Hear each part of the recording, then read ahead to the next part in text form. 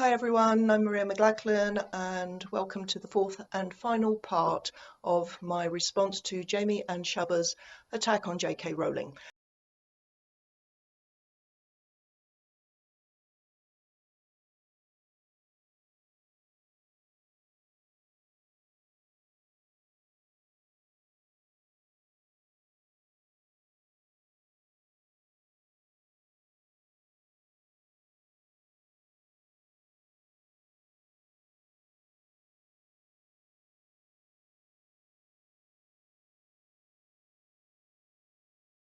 Thank you for the very nice and positive feedback on this new experimental venture of mine. It makes it feel worthwhile, and I look forward to doing more response videos in future, though I might not choose such a long one to respond to next time.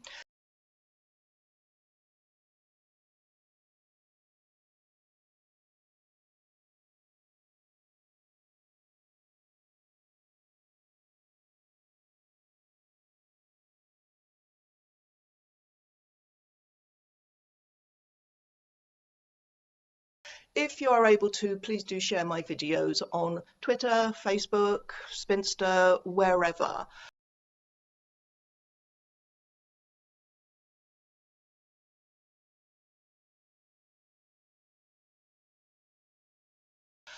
The Jammidodger channel, which is the name of Jamie's channel, gains thousands of new subscribers every week, and I don't.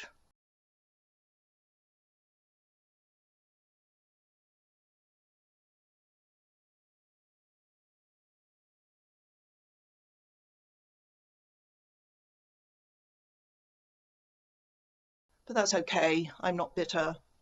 And to be fair, their channel has been going for about 9 years now, and I only started seriously this year, so I guess anything can happen.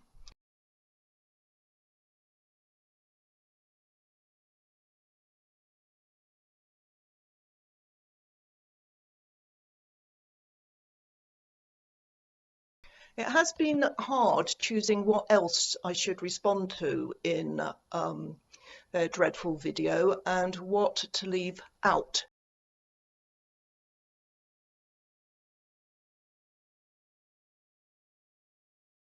They do come out with several of the awful arguments that I have already covered in my series on transgender ideology, and I really can't be bothered to revisit them here.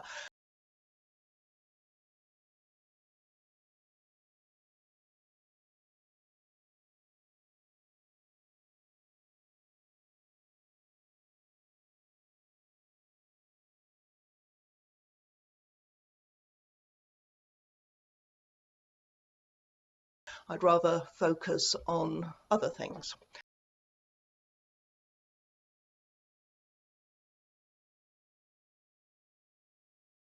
Firstly, I want to reiterate a point that I made about trans people.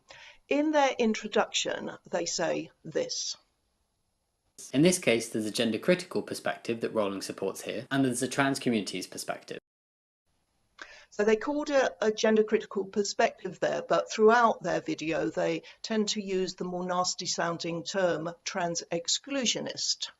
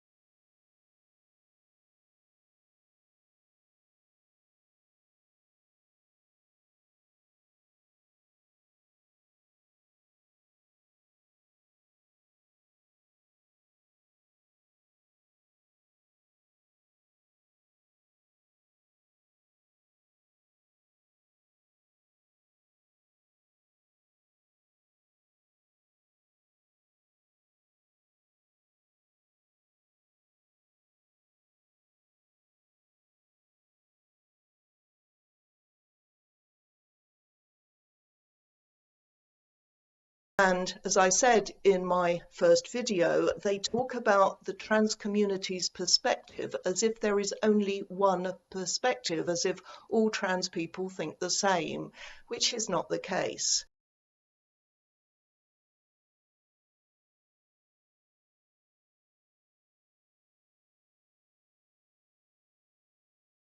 So the problem with this, if a large group of trans people are telling you that something is wrong, please listen to them.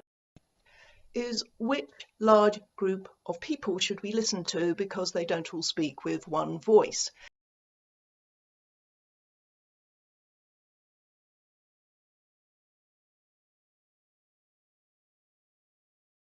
Here's an idea.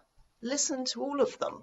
Examine their arguments. Look to see what evidence there is in support of them, and then either accept or reject them on that basis. In other words, treat them like anyone else.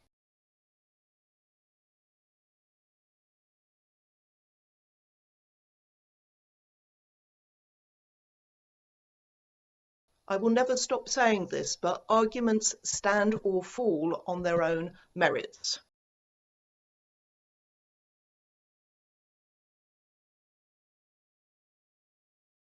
Suggesting that just because trans people say something, it must be right, is a fallacious appeal to authority.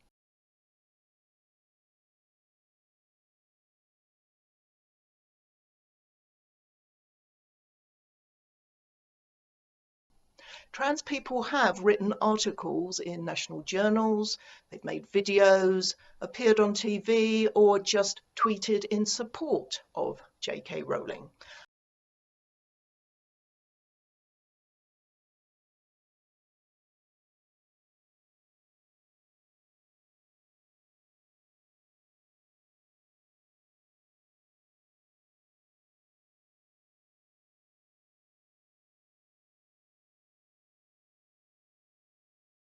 And typically, as is the case with everyone who dares to disagree publicly with the line being pushed by the fanatics, they've copped some abuse for it.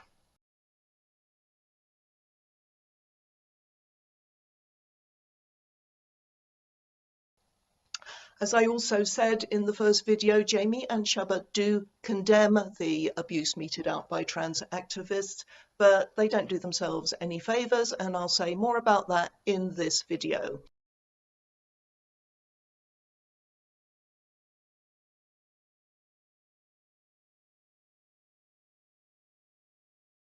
I'm afraid I will be doing what I've managed to avoid doing in my first 3 videos so far, and showing examples of this abuse.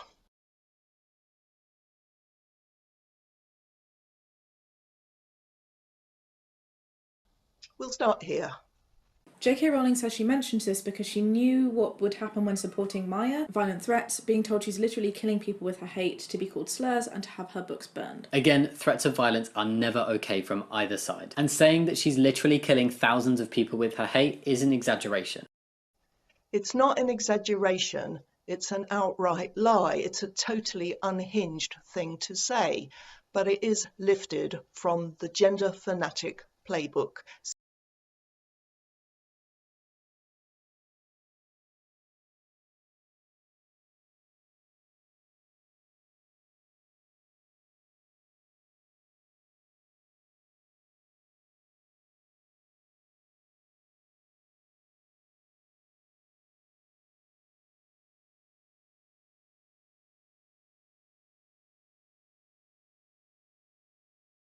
Similar is said about me.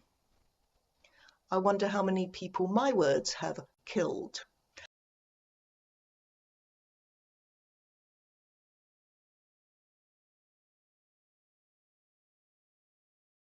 And from the same playbook, but there's an element of truth that this hate that come from gender critical views that this essay supports can cause these levels of hurt.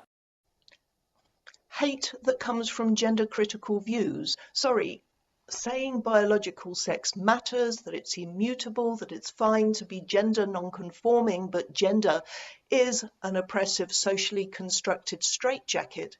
How is that hate?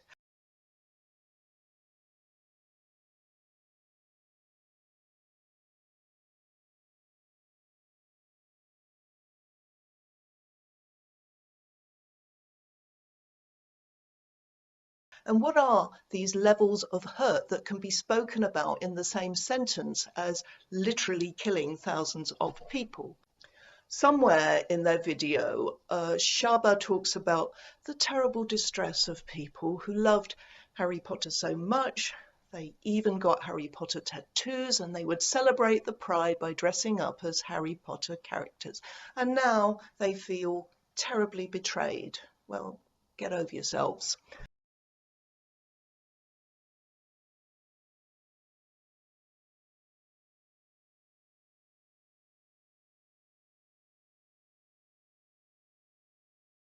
Remember, J.K. Rowling's essay is already being used as a way to justify the restriction of trans rights.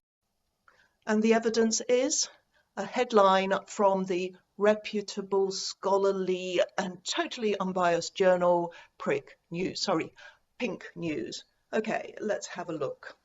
Republican Senator James Lankford blocked Senate consideration of the Equality Act and LGBTQ civil rights bill.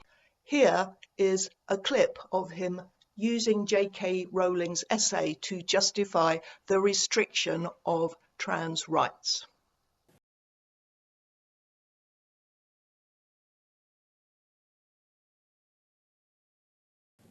Come on, let's work together. We don't want anyone to be discriminated against, anyone.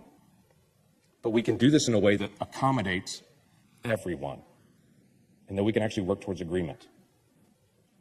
Or to say it in the words of J.K. Rowling this past week, where she wrote, "All I'm asking, all I want, is for similar empathy, similar understanding to be extended to the many millions of women whose sole crime is wanting their concerns to be heard without receiving threats or abuse."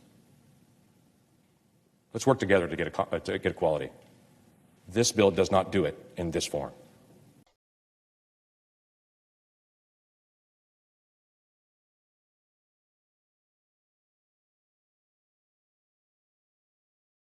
So he quotes the very last sentence in JK's essay about women wanting to be heard without being abused. And JK is at fault for writing such terrible, hateful and transphobic words in the first place. Women wanting to be heard, how dare we?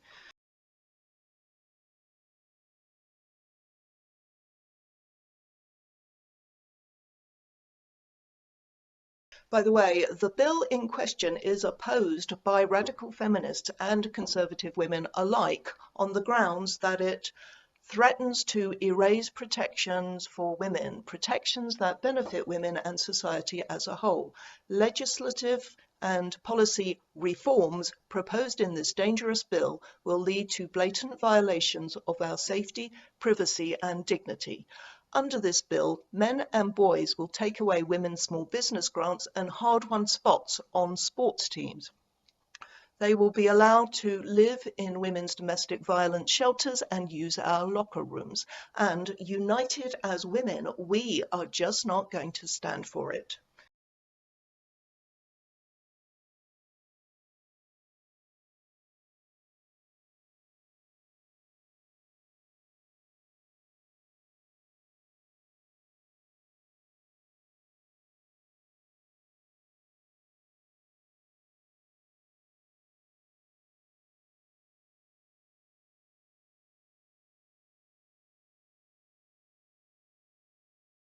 In other words, what Jamie calls the restriction of trans rights is keeping rights to the level that they are at, rather than extending them so that they start negatively impacting on women's rights.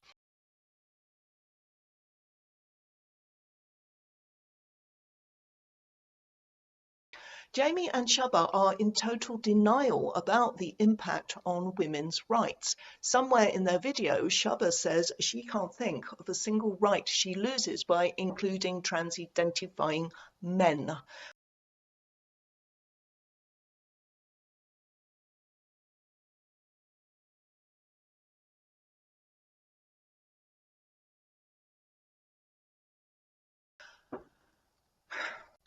This is an extraordinary admission. To anyone similarly struggling to think of what possible way that going along with the lie that males can be women can hurt women, I would suggest removing the blinkers and paying a visit to my website at peaktrans.org.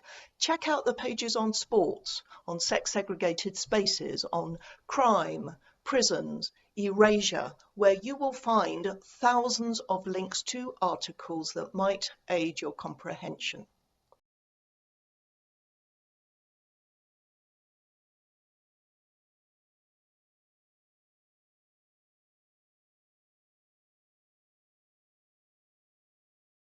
Now, onto the Abuse Olympics. Regardless of what someone's views are and whether you agree with it or not, threats of abuse are absolutely never okay. The trans community has valid arguments against trans exclusionist points.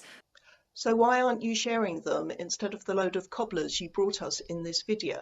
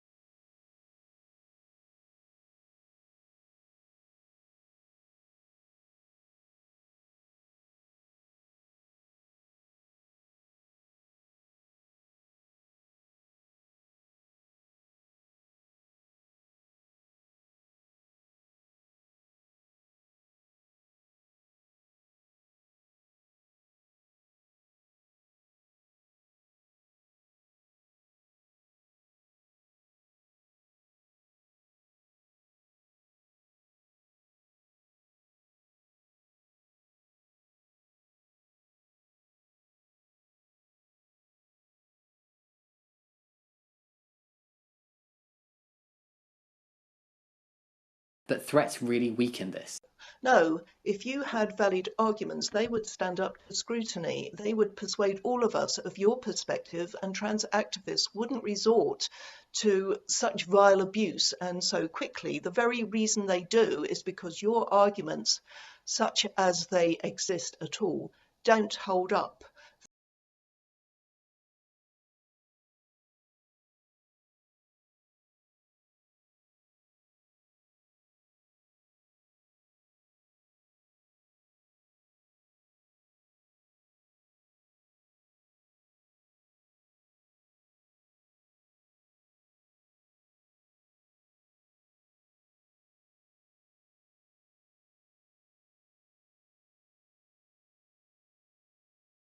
Those who accept them do so because they either suspend their ability to think critically or they don't have that ability in the first place.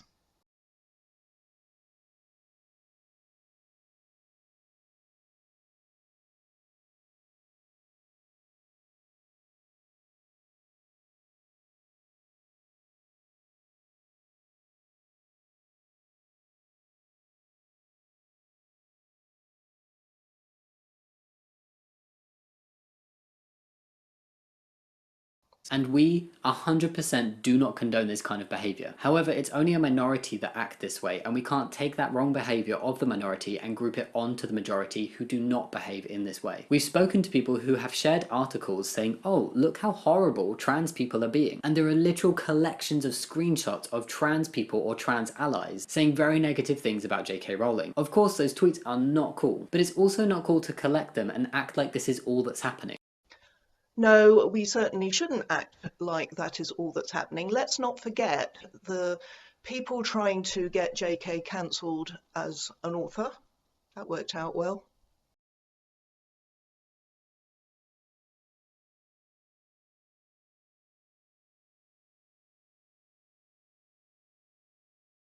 Then there are the attempts to intimidate and bully women who want to meet to discuss the impact of gender ideology on our lives. Walk up shame! Walk up shame! Walk up shame! Walk up shame!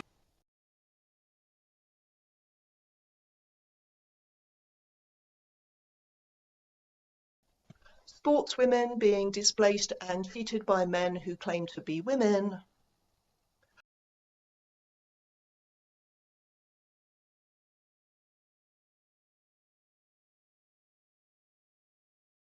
the violations of women and girls in our own spaces. But what does any of this matter compared to your regret over your Harry Potter tattoo, eh, guys?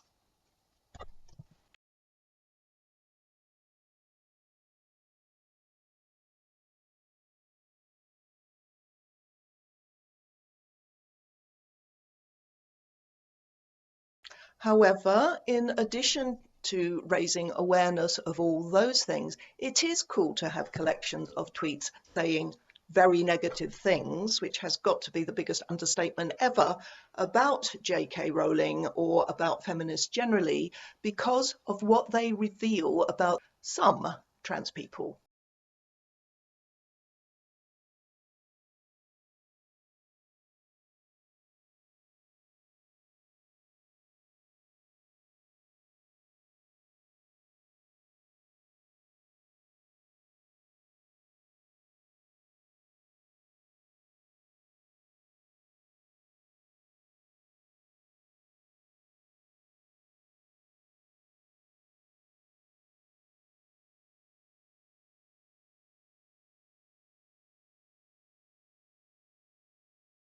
Whether they are a minority or not, and I'm not sure how you would know since most online abusers are anonymous, doesn't matter.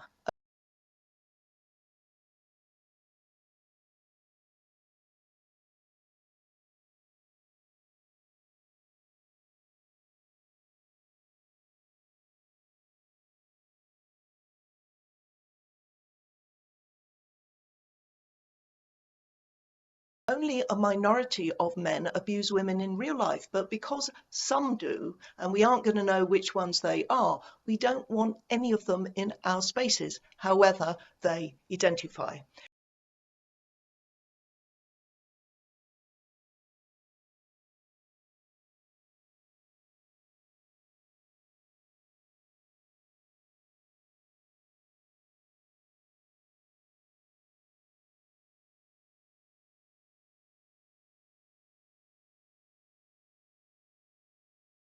In any event, even if it is only a minority of trans people who behave like this, and I am quite prepared to believe that it is still a hell of a lot of abuse from a lot of different people.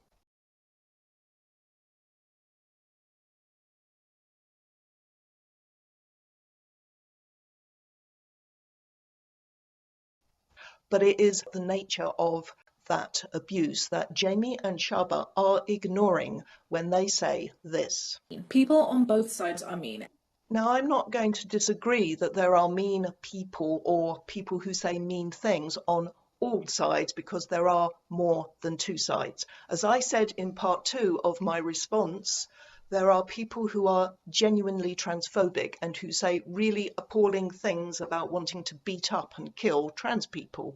When I first launched my website 3 years ago, I collected a bunch of these comments to put on the page I call Real Transphobes. And on it, I make the point that these people don't seem to get targeted by trans activists, possibly because they are almost invariably men, and trans activists are far more inclined to pick on women for some reason. There is also the thing about them not actually having any argument, whereas we do.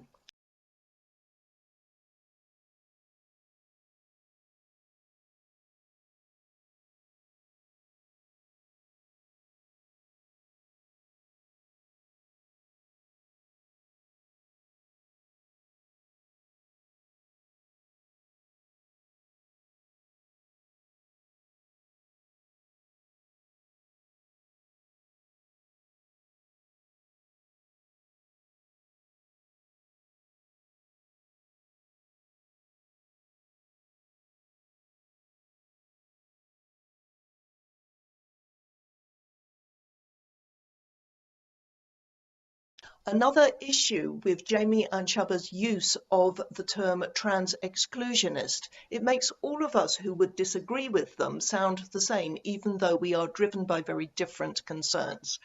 And those of us who are concerned with women's rights do not advocate violence and murder.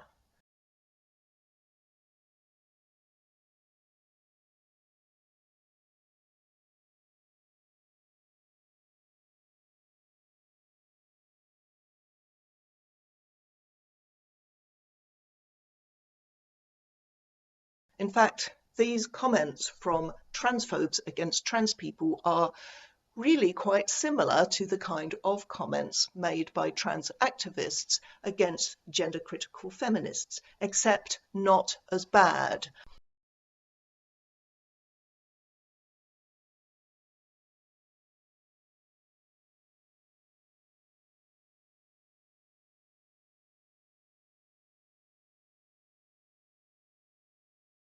They don't go into as much gruesome detail, but the main thing that's missing are the sexual references, which are a very common feature of trans activist abuse.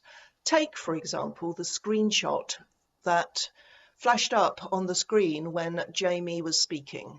A closer look at that screenshot reveals it to be a collection in which every single comment involves telling J.K. Rowling to suck a dick. And here is another collection calling her a bitch or a cunt. These are, as Shaba might say, a teeny tiny fraction of the disgusting and vicious comments I've seen directed at J.K. Rowling.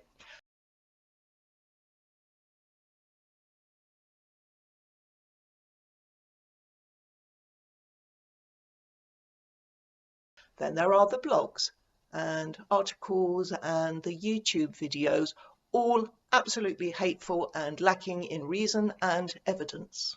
And yet J.K. Rowling gets criticised by Jamie and Shaba for not allowing such people to comment directly on her blog.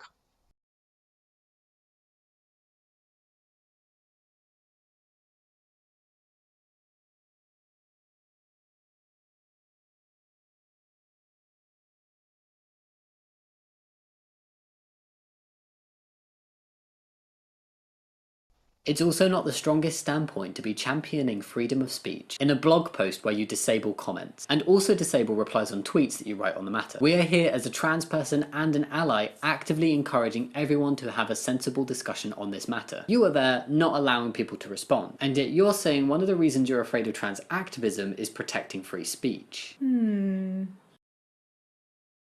Unbelievable.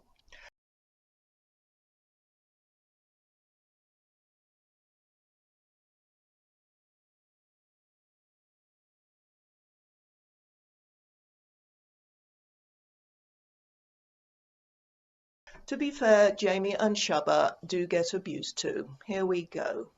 In under 5 minutes, I could collate so many horrific screenshots of what trans exclusionists have said to Jamie. He receives these every single day. He's been called so many things. Delusional, an idiot, a f***ing freak, a fuckhead, a freak show, a f***ing pretend dress-up person, batshit crazy, insane, a human that ruins America. I receive it too. I receive verbal sexual assault threats from men for just being with a trans guy, and this is as a cis woman. A dick, a dishonest, misogynistic, homophobic twerp. Neither of these sides are innocent.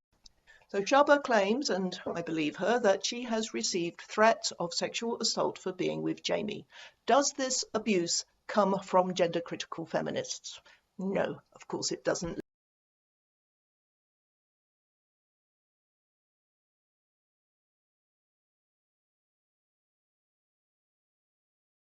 Lesbians in particular routinely get this kind of abuse, and I'll wager it comes from the same kind of men who say they want to kill trans people.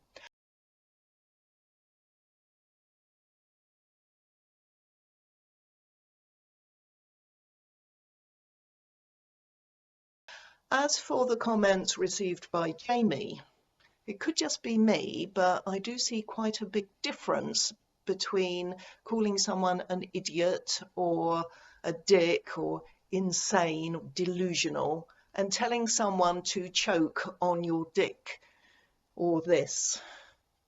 There are hundreds more where they came from.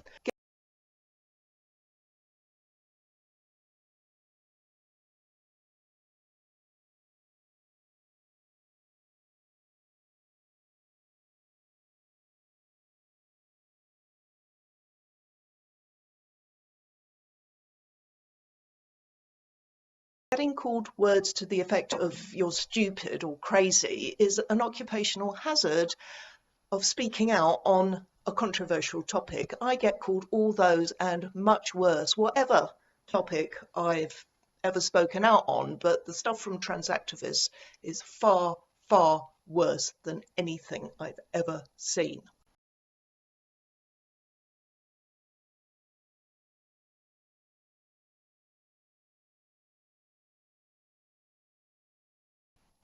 By the way, if you repeatedly call women who are concerned about the effect of trans ideology on our sex-based rights transphobic, and if you slag off an organisation specifically set up for gay people because they feel they need one, don't be surprised if you get called misogynist and homophobe.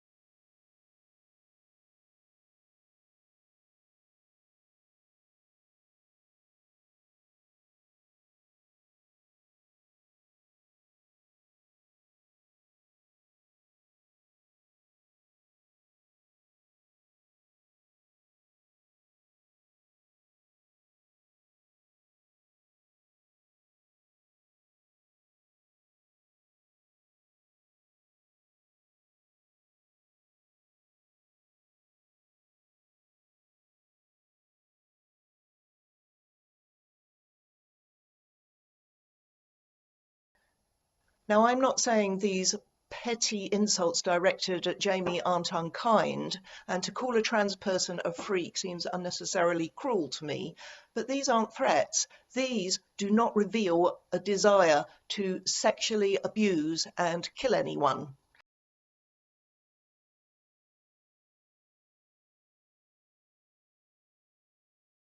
and they're not demonstrable untruths told to hundreds of thousands of people about named individuals, which is what this video of Jamie and Chubba does, and which makes this comment seem exquisitely ironic to me.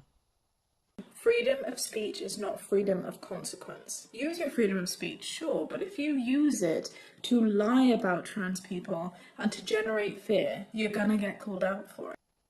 Right back at you, except that in your case it is more hate than fear that your video is intended to generate.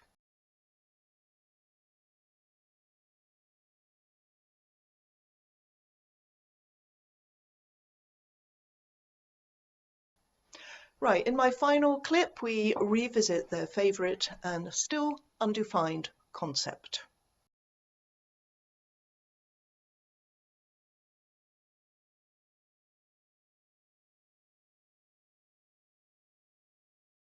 And regardless, if you said the gender identity doesn't exist and someone calls you a bad word, you're still saying the gender identity doesn't exist. Well, actually, if we say that women are adult human female, that biology matters, that being a woman isn't a subjective feeling or idea,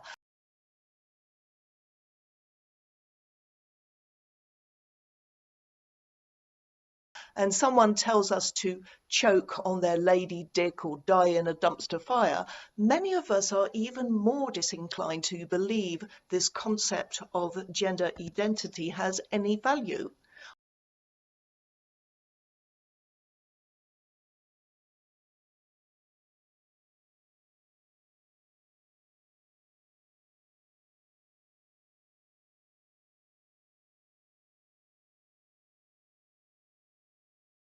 Why would someone who claims to know they're a woman up here even think of saying something like that to a woman?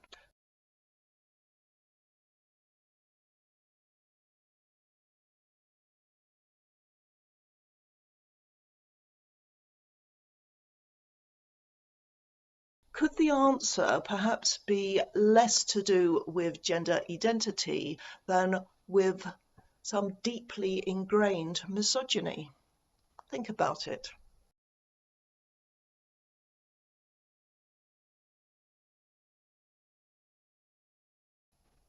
Right, that's all from me on this particular video. I hope to be back soon with something else. Thanks for watching. Bye.